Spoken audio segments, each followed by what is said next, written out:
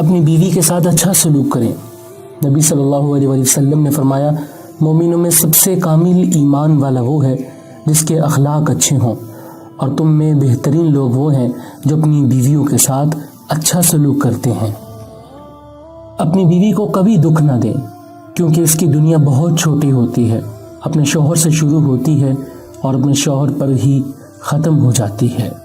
اپنی بیوی سے محبت کریں اور اپنے گھر والوں کے سامنے اپنی بیوی سے محبت کرنے یا پیار کرنے والا نام لے کر بلانے سے ہرگز نہ ہچکچائیں، کیونکہ بیوی سے ہنسی مذاق کرنا اور پیار والا نام لے کر بلانا سنت ہے، اور اس طرح سب کے سامنے اسے عزت دینے سے بیوی کو شوہر سے پیار نہیں، عشق ہو جاتا ہے۔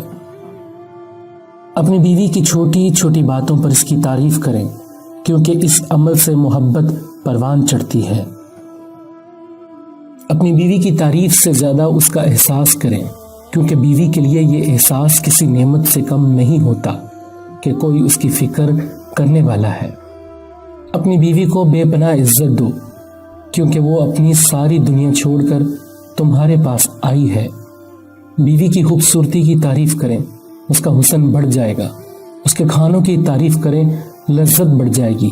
عورت کی نفسیات ہی ایسی ہے کہ یہ چند محبت بھرے بولوں کے لیے اپنی جان نثار کر دیتی ہے۔ شوہر کو چاہیے وہ اپنی بیوی کے لیے تیار ہو کر رہا کرے۔ نبی صلی اللہ علیہ وسلم نے فرمایا، جب تم خود کھاؤ تو انہیں بھی کھلاؤ، خود پہنو تو انہیں بھی پہناؤ، ان کے چہرے پر مت مارو، انہیں برا بھلا نہ کہو، اور اگر کوئی ناراضگی کی بات ہو جائے تو انہیں گھر سے باہر مت نکالو۔ اپنی بیوی کے ساتھ دوستی اور رحم کا رشتہ رکھو۔ بیوی کو سراہو گے تو اس کا اعتماد بڑھے گا، لیکن ہر وقت اس میں عیب نکالو گے تو اس کو کھوکھلا کر دو گے۔ وہ ٹیڑھی پسلی سے نکلی ہے، اس کو سیدھا کرنے کی کوشش میں تم اس کو توڑ دو گے۔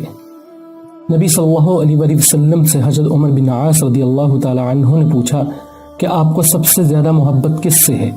فرمایا، عائشہ سے۔ یاد رکھیے، یہ معمولی بات نہیں۔ اپنی بیوی سے محبت کا بڑھتے جانا شوہر کے تقوی میں ترقی کی دلیل ہے، کیونکہ وہ قلب کے خیالات اور اعضاء کے استعمال کے اعتبار سے پاکیزہ کردار والا شخص ہے، جس کی کل رغبت اپنی بیوی پر ہے۔ غصے کی حالت میں کبھی بھی اپنی بیوی کے ساتھ بیہودہ بات اور گالی گلوچ نہ کریں۔ اپنی بیوی سے نرمی کا برتاؤ کریں، کیونکہ بیوی موم کی طرح نرم فطرت والی ہوتی ہے، جس سانچے میں ڈھالنا چاہو گے ڈھل جائے گی۔ اپنی بیوی کو نظر انداز نہ کریں، کیونکہ ایسا کرنا اس کو اندر سے ختم کر دیتا ہے۔ اپنی بیوی کے خلاف کسی کو بات کرنے کا موقع نہ دیں، کیونکہ باوقار شوہر اپنی بیوی کے وقار اور عزت نفس کا خود خیال رکھتے ہیں۔ نبی صلی اللہ علیہ وآلہ وسلم کا فرمان ہے کہ تم میں اچھے وہ ہیں جو اپنی بیویوں کے حق میں اچھے ہیں۔ اپنی بیوی کا صحیح بات پر ضرور دفاع کریں اور ساتھ دیں۔ کسی کی ہمت نہیں ہوگی بیوی کو بے عزت کرنے کی۔ اپنی بیوی کو پیار کی مار مارو، دیکھنا وہ تمہاری زندگی کو جنت بنا دے گی۔ اپنی بیوی کے خرچ کا باعزت بندوبست کریں۔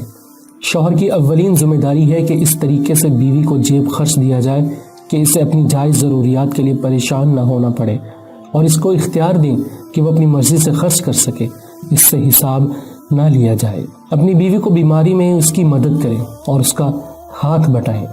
شوہر اگر اپنی بیوی کے منہ میں اپنے ہاتھ سے کھانے کا لقمہ ڈالے تو وہ بھی صدقہ ہے۔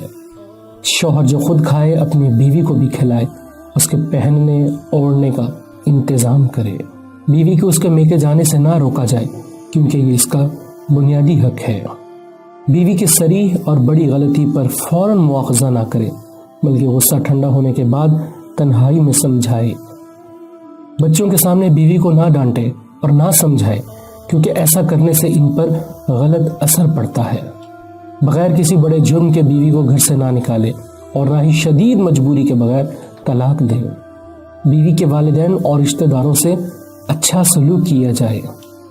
اپنی بیوی کے جذبات اور احساسات کا خیال رکھیں۔